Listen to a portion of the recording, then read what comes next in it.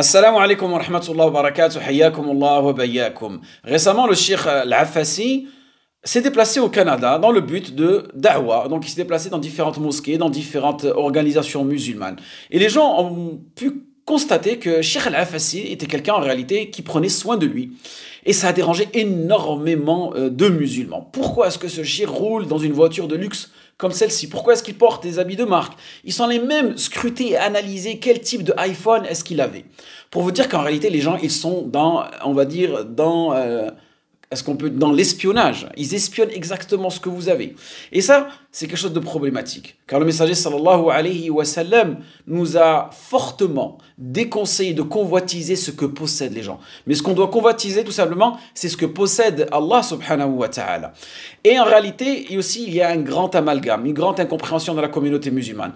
Ils pensent qu'en réalité, étant donné que tu es un représentant religieux, que tu sois imam, que tu sois cheikh, peu importe ton statut, tu dois vivre comme un ascète, tu dois vivre comme un pauvre. Et là, je vais revenir sur cette notion-là, la différence entre l'ascète et le pauvre.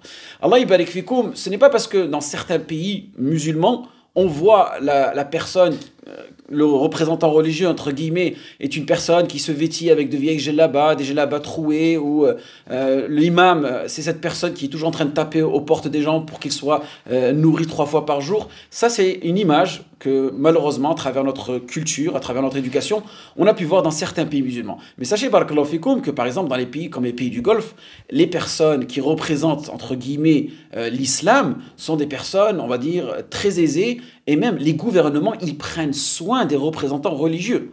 Wallah, vous allez au Koweït, vous allez en Arabie Saoudite, machallah, vous allez voir, les machères, ils roulent tous dans des gros 4x4, ils ont tous des villas. Et en aucun cas, cela vient, on va dire, corrompre leur discours religieux. Ensuite, sachez, barakallahu fikoum, l'importance que le musulman doit donner aux représentants religieux. Il doit l'avoir dans son cœur. D'accord? Et c'est pas parce que cette personne-là, elle goûte à certains délices de la dunya que systématiquement on doit la juger. On doit la juger comme étant une personne qui court après la dunya. Et là, quand je disais, je reviens à cette notion du zuhd, le zuhd qui est l'ascétisme. L'ascétisme, ça ne veut pas dire se restreindre, ça ne veut pas dire seulement cela, ça ne veut pas dire s'interdire. Le zuhd, c'est tout simplement renoncer à cette partie apparente de la dunya. Mais comment est-ce qu'il renonçait? Il renonçait avec le cœur. C'est-à-dire, comme nous disait l'imam Ahmed, rahmatullah alayh, cette question lui a été posée. Il nous dit, si une personne, elle possède 1000 dinars, donc 1000 dinars, un dinar aujourd'hui c'est à peu près 5 grammes d'or, 4,25 grammes. 5 grammes d'or c'est à peu près 300 euros, d'accord? Grosso modo, 300 000 euros. Vous vous rendez compte, cette personne-là, elle possède 300 000 euros. On demande à Imam Ahmed, est-ce que cette personne-là est-elle un zahid, un ascète? Est-ce que cette personne-là fait partie des gens qui ont renoncé à cette partie apparente de la dunya? Vous savez ce qu'il a répondu, Imam Ahmed, à cela? Il a dit, bien sûr, tant que cette personne-là, le fait qu'elle possède 1000 dinars ou qu'elle en possède 2000, cela en aucun cas viendra augmenter sa joie. Et dans le cas contraire, si cette personne-là était amenée à perdre ses 1000 dinars et n'avoir plus que 100 dinars ou 0 dinars dans son compte, en aucun cas cela la rendrait malheureuse. Alors dans ce cas-là, elle est ascète. Pourquoi? Parce que cette valeur-là, en réalité, elle l'a dans ses mains et non pas dans son cœur.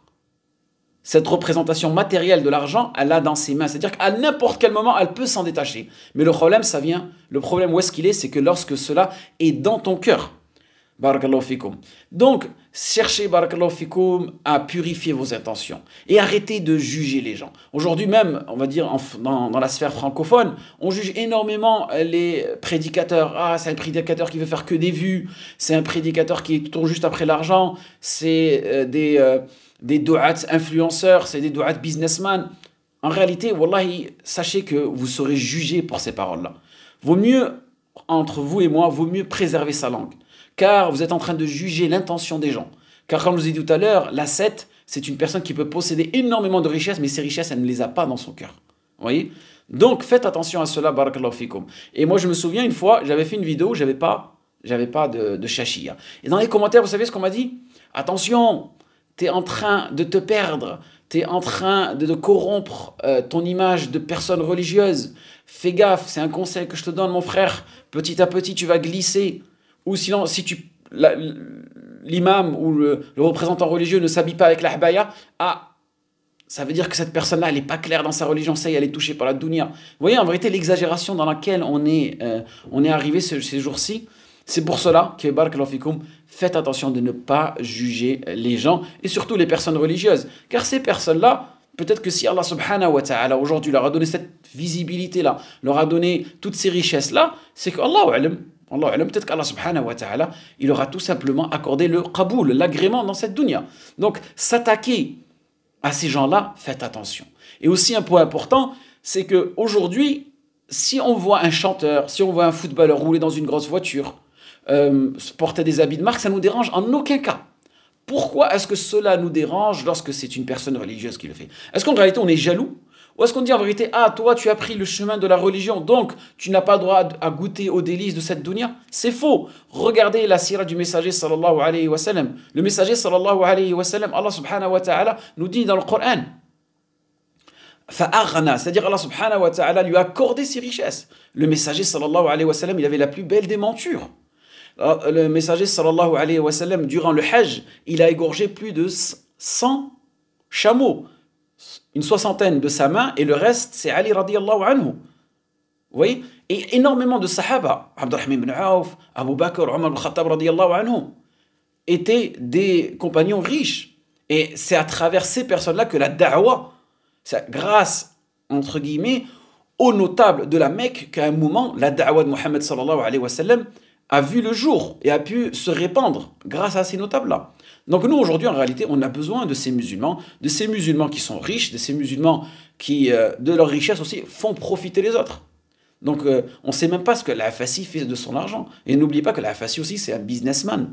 Ce n'est pas seulement un récitateur. Donc, barakallahu fikoum, il faut arrêter de juger, en espérant que ce rappel était bénéfique pour vous et moi. Wa faqakum Allah lima yuhibbu wa yarda, wassalamu alaikum.